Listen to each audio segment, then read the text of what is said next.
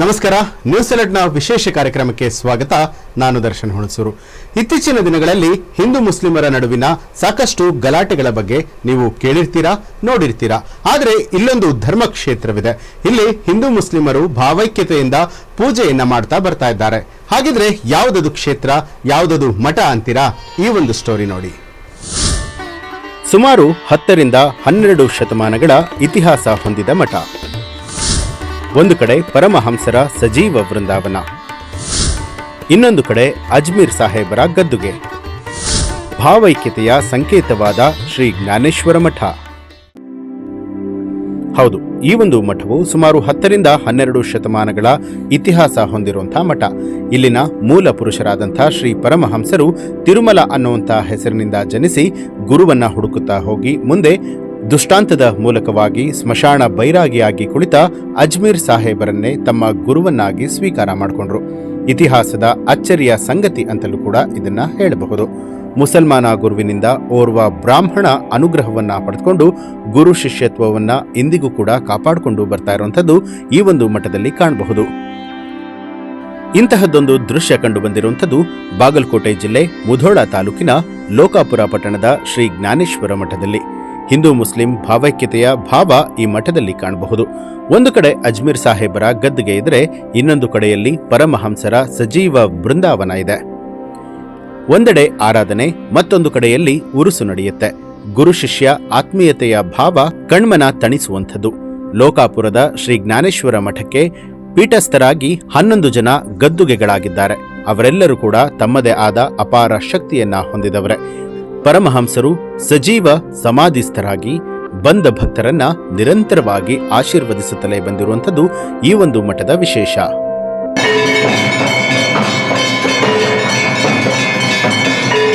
ನೋಡ್ರಿ, ಮಠದ ವಿಶೇಷ ಏನು ಹೇಳೋದಂದ್ರೆ, ನಾವು ಚೆನ್ನಾಗಿರ್ತಂದ್ರೆ ಒಂದು 5-6 ವರ್ಷ ತಾವು ಇದ್ವಿ.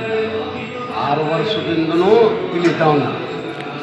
ಈಗ ಯೋಗಾನಂದಪ್ಪ ಅವ್ರನ್ನ ನೋಡಿದ್ದೀವಿ, ಮುಂದೆ ಭುಜಂಗಪ್ಪ ಅವರು, ಈಗ ಇವ್ರು ಬ್ರಹ್ಮಾನಂದ ಅಂತ 3ನೇ ತಿಳಿವು. ಮತ್ತು ಇವ್ರ ಕಾಲದಾಗ ಏನೈತಲ್ರಿ ಬಂದ ಇದಿಷ್ಟು ಮಠ ಅಭಿವೃದ್ಧಿ ಆದ. ಮತ್ತು ಇವರು ಮೂಲ ಪೀಠ ಏನಂತಂದ್ರೆ ಪರಮಹಂಸರು 780 ಜೀವಂತ ಬೃಂದಾವನ. ಯಾವುದ್ರಿ ಇದು 1ನೇ ಗದಿ. ಇನ್ನು 2ನೇ ಗದಿ ಅಂದ್ರೆ ಅವ್ರ ಮೊಮ್ಮಗ ಭುಜಂಗ ಸ್ವಾಮಿ.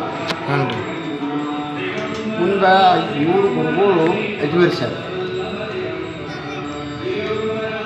ಇಲ್ಲಿ ಅಜ್ಮೀರ್ ಸಾಹೇಬ್ರಿಂದ ಏನಾಕೈತಿಪ್ಪ ಅಂತಂದ್ರೆ ಬ್ರಹ್ಮಸಾಸಿ ಗಾಳಿ ಇವು ಕಷ್ಟ ಏನೋ ಎಂಥ ಕಷ್ಟ ಕಾರ್ಪಣ್ಯ ಐತೆ ಅಂದ್ರೂ ಅದನ್ನು ಇವರು ಪರಿಹರಿಸ್ತಾರೆ.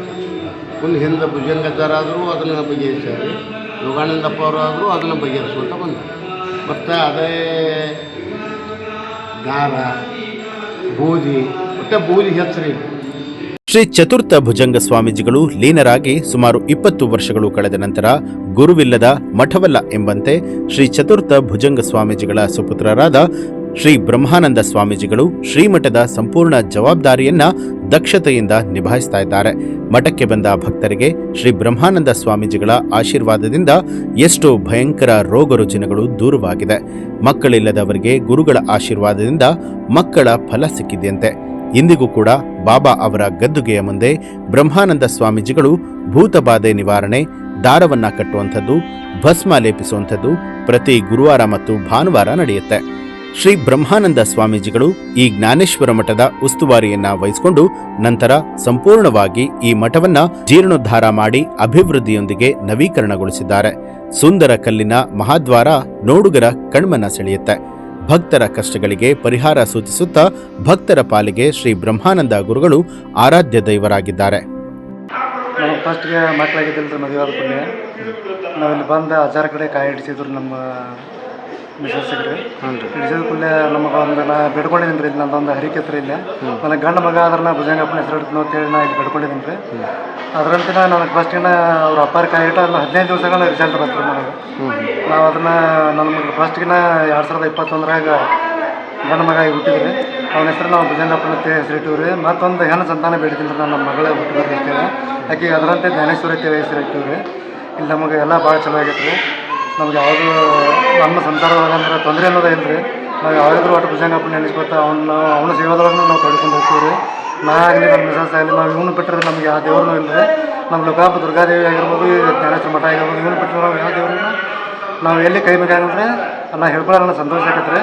ಅದರಂತೆ ನನ್ನ ಹೆಂಡತಿ ತಂಗಿಗೆ ನಿಮೋಣಿ ಆಗೈತೆ ರೀ 1-2 ವರ್ಷದಿಂದ. ನಾ ಇಲ್ಲಿ ನನಗೆ ಗೊತ್ತಿದ್ರಿ ಅಜ್ಜಾರ್ ಹಿಂಗೈತಿ, ಇಲ್ಲಿ ಪವಾಡ ಹಿಂಗೈತಿ. ಯಾಕಂದ್ರೆ ಇಲ್ಲೇ ಊರಾಗ ಇದು ಬೆಳೆದವ. ನಮ್ಮ ಮೊದಲಿಂದ ಅದ್ರ ಈ ಮಠಕ್ಕೆ ಬರ್ಕೊತ ಹೋಗಿದ್ದಾವ ರೀ. ಹಿಂಗಾಗಿ ನಮ್ಮ ಮಿಸಸ್ ಹಿಂದಿನಿಲ್ಲಿಗೆ ತಂಗಿನಲ್ಲಿ ಕರ್ಕೊಂಬನ್ನಿ. ಬಂದು ಇಲ್ಲಿ ಅಜ್ಜಾರಿಗೆ ಹೇಳಿ, ಅಪ್ಪ ಹಿಂಗಾಗೈತಿ, ಇದಕ್ಕೆ ಹೆಂಗೆ ಮಾಡೋದು ಅಂತ ಕೇಳಿದಾಗ, ಇಲ್ಲಿ ಕೆರೋಡಿದ ಆಸ್ಪತ್ರೆ ಅವರು ಒಂದು 3 ತಾಸು ಅಷ್ಟು ಟೈಮಿಂಗ್ ಕೊಟ್ಟಾರೆ ಹೆಂಗೆ ಮಾಡೋದು ಅಂದಾಗ, ಅಪ್ಪ ಇಲ್ಲಪ್ಪ ಅದಕ್ಕೆ ನೀ ಭಸ್ಮ ಹಾಕಿಕೊಡು, ಭುಜಂಗ ಕಾಪಾಡ್ತಾನೆ ಅಂತ ಹೇಳಿದ್ರು. ಅದರಂತೆನ ಬಂದು ಅಪ್ಪ ಈಗ ಅನ್ಕಾನ್ಶಿಯಸ್ ಇದ್ದಾಗ ಕಾನ್ಶಿಯಸ್ ಬಂದತಿ, ಕಣ್ಣು ತೆಗ್ದಾಳಪ್ಪ ನಿಮ್ಮ ಭಸ್ಮ ಕೊಟ್ಕೊಡ್ಲಿ ಅಂತಂದಾಗ ಮತ್ತು ತೀರ್ಥ ಭಸ್ಮ ಕೊಟ್ರಿ ಅವರು. ಮತ್ತು ಅದನ್ನು ಕೊಟ್ಟಾಗ ಅವರು ಒಂದು ತಿಂಗಳ ಗಂಟೆ ಆದ್ರೂ ಆರಾಮಾಗಲ್ಲ ತಂದವ್ರಿ. ಅದನ್ನು ಒಂದು 4 ದಿವಸದಾಗ ಆಕೆ ಜನರಲ್ ವಾರ್ಡಿಗೆ ಬಂದಲ್ರಿ ಆಕೆ.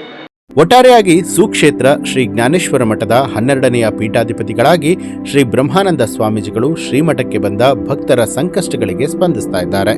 ಹಿಂದೂ ಮುಸ್ಲಿಂ ಭಾವೈಕ್ಯತೆಯನ್ನ ಸಾರ್ತಿದ್ದಾರೆ. ಅದೇ ರೀತಿ ಫೆಬ್ರವರಿ 7ರಿಂದ ಫೆಬ್ರವರಿ 9ರವರೆಗೆ ಶ್ರೀ ಜ್ಞಾನೇಶ್ವರ ಮಠದಲ್ಲಿ ಶ್ರೀಮತ್ ಪರಮಹಂಸ ಪೂರ್ಣಾನಂದ ಸ್ವಾಮೀಜಿಗಳ 3 ದಿನಗಳ ಕಾಲ ಆರಾಧನಾ ಮಹೋತ್ಸವ ಮತ್ತು ಮಹಾರಥೋತ್ಸವ ಕಾರ್ಯಕ್ರಮ ಹಾಗೂ 3 ದಿನಗಳ ಕಾಲ ಕಾಕಡಾರತಿ, ರುದ್ರಾಭಿಷೇಕ, ಮಹಾಮಂಗಳಾರತಿ, ನೈವೇದ್ಯ, ಹೋಮ ಹವನ, ಪ್ರಸಾದ ವಿತರಣೆ, ರಾತ್ರಿ ಭಜನೆ, ಜಾಗರಣೆ ಅದ್ಧೂರಿಯಾಗಿ ಸಂಭ್ರಮದಿಂದ ಜರುಗಲಿದೆ. ವರದಿ ದುರ್ಗೇಶ್ ಮಾದರ, ನ್ಯೂಸ್ ಅಲರ್ಟ್, ಮುಧೋಳ.